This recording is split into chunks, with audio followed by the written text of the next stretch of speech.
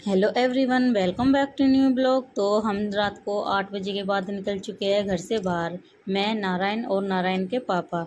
क्योंकि नारायण के पापा ने सोचा कि ये हमें घुमा के लाए। तो सबसे पहले हम पहुँचे फॉल अस्तर की दुकान पर, क्योंकि मैंने इन्हें दिन में ही कहा था कि मुझे फॉल अस्तर ला के दे दो। तो कहने लगे नहीं, हम चले गए साथ में, जब भी लाना खरीद के। तो बस अब हम फॉल अस्तर निकाल रहे हैं। ये नारायण खुद ही बाइक का हॉर्न बजा रहा है। बाद में रोने को हो गया, क्योंकि इसको लगा कि मैं नहीं आ रही हूँ और ये बाइक क्यों रोक दी। तो इस वजह से ये रोने को हो रहा है। इसके पापा इसको चुप कर रहे हैं, जब तक दुकान वाले ने भी फॉल अस्तर निकाल दिए हैं।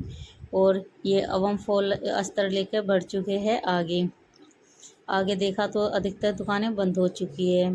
तो हम अब मेन रोड पर पहुँचेंगे, जहाँ पर लाइट जली हुई है दोनों तरफ। तो बड़ा अच्छा लग रहा था। रात में सफ़र करना बहुत अच्छा लगता है। एक तो ठंडी ठंडी हवा चल रही थी और भीड़ कम थी। तो हम आगे पहुंचकर पहले इन्होंने निकाले पैसे और फिर हमने करा रात को मज़ा घूमते हुए शहर की। तो हम पहुँचे जब शिव चौक पर, तो वहाँ पर लगी हुई थी बहुत भीड़। तो हम बस शिव चौक से आगे निकल चुके। ये दोनों तरफ लाइट जली हुई थी और ये नारायण सोने को हो गया। इसका तो पता नहीं क्या, कभी कभी तो बाहर निकलता है और एकदम सोने लगता है। तो इसे नींद में से जगाने के लिए इसके पापा पहुंच गए हैं आइसक्रीम वाली दुकान पर, जहां से जब हमने आइसक्रीम खरीदी और नारायण को खिलाई तो नारायण का पूरा आलस ही उतर गया। पहले तो आइसक्रीम खाता हुआ रो रहा था, नींद में ही हो रहा था। पर फिर जब इसको 2-3 बाइट खिलाए तो इसका आलस पूरा उतर गया। इसे चाहिए थी बिना टिश्यू पेपर के, तो इसने ले ली। पर मेरे पानी के लिए कर रहा था, तो बस फिर मैंने ही ली इसको। जब मैंने एक बाइट किया तो मेरी नाक पर आइसक्रीम लग गई, तो मैं उसको पोंछने लगी। नारायण को दिख गए बैलून, तो बैलून को देखकर तो इसकी नींद बिल्कुल ही उतर गई, क्योंकि बैलून तो नारायण को ज़्यादा ही पसंद है।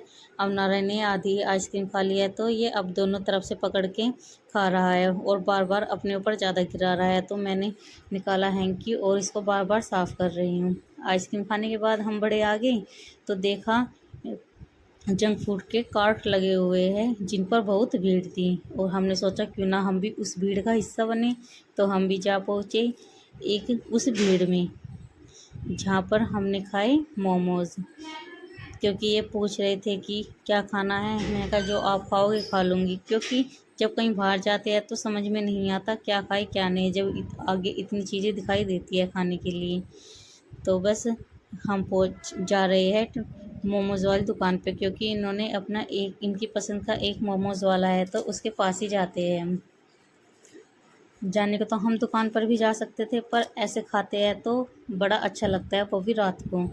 दिन में ही दुकान पर अच्छा लगता है, पर रात को तो ऐसे खाए तो ज़्यादा अच्छा लगता है। तो ये आ गए हैं हमारे स्टीम मोमोज़, जो बिल्कुल गर्म हो रहे थे, हाथ में लिए भी नहीं जा रहे थे। तो स्टार्ट किया इन्होंने पहले खाना, और ये नारायण भी देख रहा है, फिर इसको भी थोड़ा खिलाया। ये मैंने भी खाना शुरू कर दिया। चटनी बड़ी तीखी थी, पर बड़ा मज़ा आ रहा था। एक तो गरम गरम मोमोज़, ऊपर से तीखी चटनी, वाह वाह, बड़ा मज़ा आ गया। तो अब हमने खा लिया है मोमोज़। तो मोमोज़, ये नारायण ने भी मोमोज़ खाए तो इसको लग गई प्यास, क्योंकि पहले से पापा ने पानी पिया, तो इसको तो शौक चढ़ता है, कुछ नया दिखता है तो ऐसे करने का।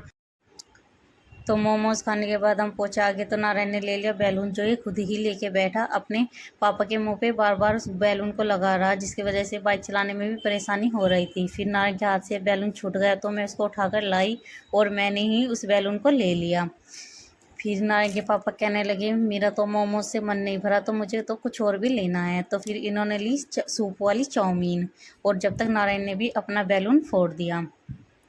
तो फिर बस चाउमीन लेके हम बढ़ गए आगे।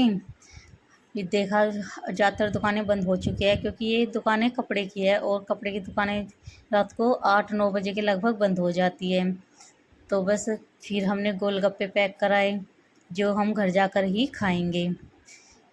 मोमोज़, चाउमीन, गोलगप्पे हमने घर के लिए भी पैक कराए।